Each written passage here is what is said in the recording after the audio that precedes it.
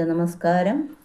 ഭജഗോവിന്ദം ഭജഗോവിന്ദം ഭജഗോവിന്ദം ഗോവിന്ദം ഭജ മൂഢമതേ സംപ്രാപ്തേ സന്നിഹിതേ കാലേ നഹി നഹി രക്ഷതേ രോഗകരണേ ഭജഗോവിന്ദം ഭജഗോവിന്ദം ഗോവിന്ദം ഭജ മൂഢമതേ.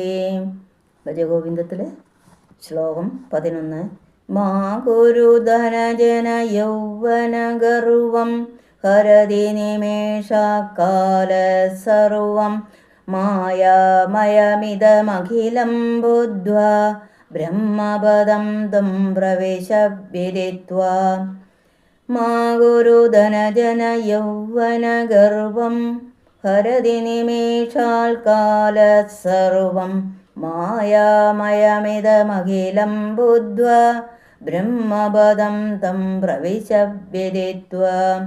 ഭജ ഗോവിന്ദം ഭജ ഗോവിന്ദം ഗോവിന്ദം ഭജ മൂഢമതേ ഭജ ഗോവിന്ദം ഭജ ഗോവിന്ദം ഗോവിന്ദം ഭജ മൂഢമതേ.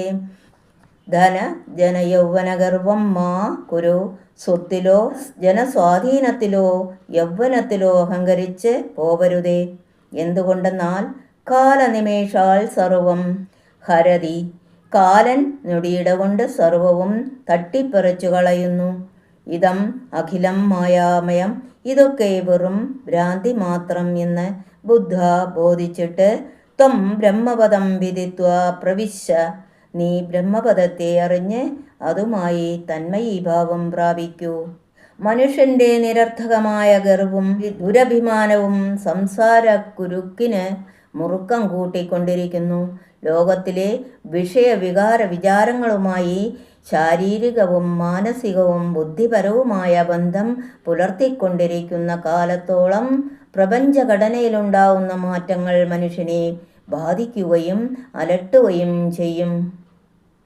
പ്രസ്തുത ബന്ധത്തിൽ നിന്നാണ് എൻ്റെ ആൾക്കാർ, എൻ്റെ സ്വത്ത്, എൻ്റെ സുഖം എന്നീ പ്രകാരമുള്ള മമത ഉടലെടുക്കുന്നത്.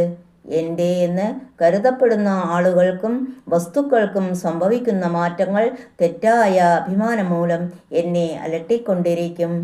ധനം, ധനസ്വാധീനം, തറവാടിത്തം, യൗവനത്തള്ളിച്ച എന്നീ ഉറപ്പില്ലാത്ത അസ്ഥിവാരക്കല്ലുകളിന്മേലാണ് വിഷയജീവിതമാകുന്ന കൂത്തരങ്ങ് പണിതിരിക്കുന്നത്. അത് ഇനി എത്രത്തോളം ബലമുണ്ടാകും?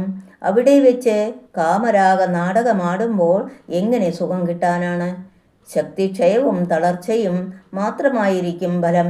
വിഷയജീവിതത്തിൻ്റെ തിക്തഫലങ്ങളെക്കുറിച്ച് മുൻ ശ്ലോകങ്ങളിൽ വിസ്തരിച്ചതാണല്ലോ. സമ്പത്ത് സ്ഥിരമായി നിൽക്കില്ല, അസ്ഥിരയാണ് ലക്ഷ്മി എന്ന് പ്രസിദ്ധമാണല്ലോ. ആരോടും ആത്മാർത്ഥമായ കൂറും ലക്ഷ്മിക്കില്ല. ആളുകളെ മാറി മാറി ഭരിച്ചുകൊണ്ടിരിക്കും. കുറച്ചു കാലം ഒരാളുടെ കൂടെ നിൽക്കും, പിന്നീട് അയാളെ ഉപേക്ഷിച്ചിട്ട് വേറൊരാളുടെ കൂടെ പോവും. ധനത്തിൻ്റെ സ്ഥിതി ഇങ്ങനെ. ജനത്തിൻ്റെയോ?